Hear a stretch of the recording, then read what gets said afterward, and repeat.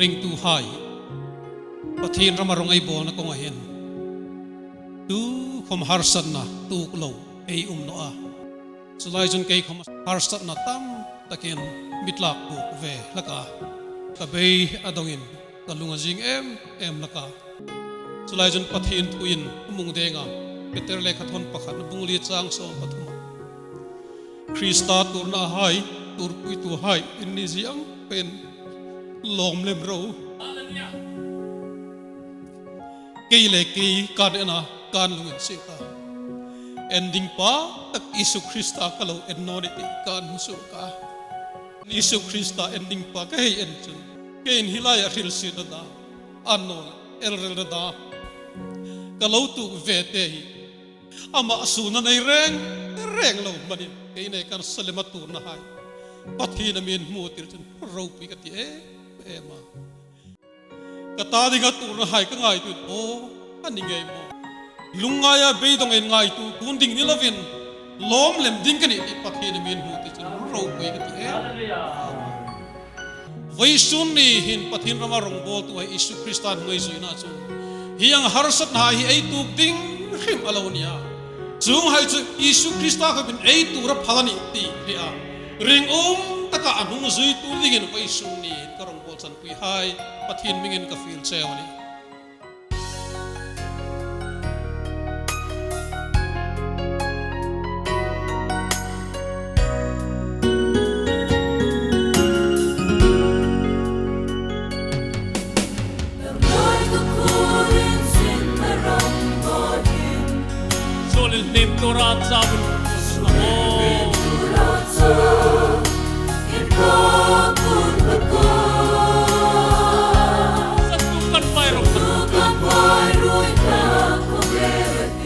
Isu yang sumpel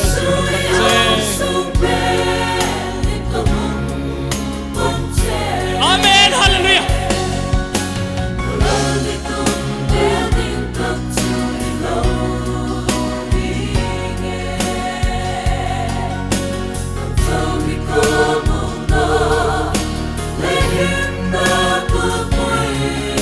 Himin sang tirtu katamna nang ini Him na lelom na lalisu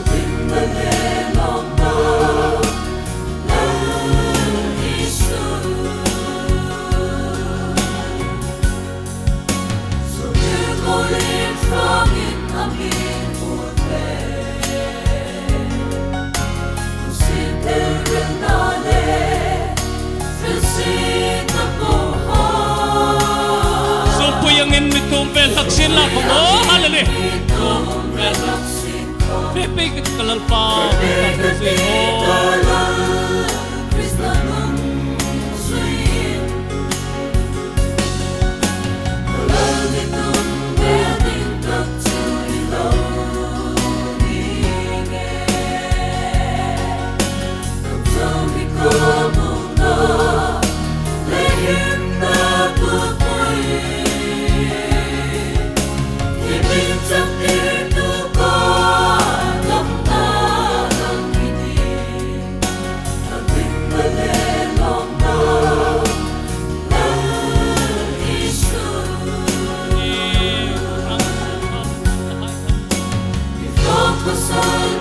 Amen, hallelujah. Krista min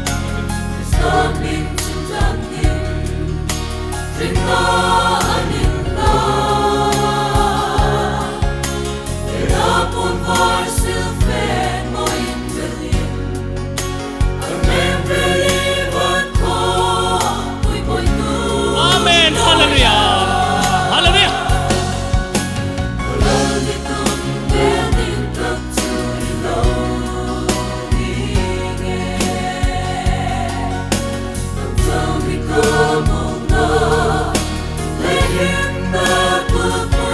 Himin sang tirtu katamna nang ini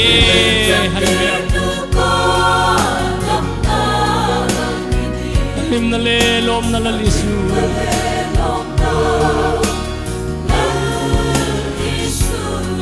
Likuan harsan na ito kumlom na ding rukan ni Hilsit na hai Oh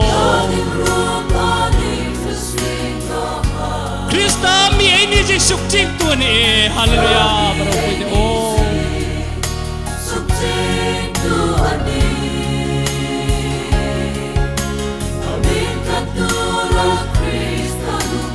Sablo with faith faith you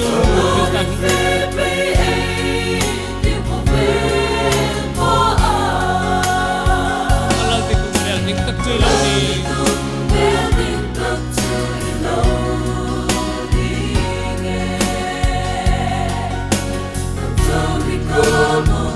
Lehim na ko Timit sa kirto katamhanan ini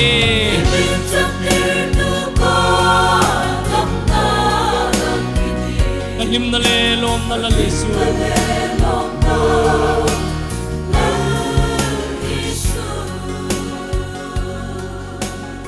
Amen. Hallelujah.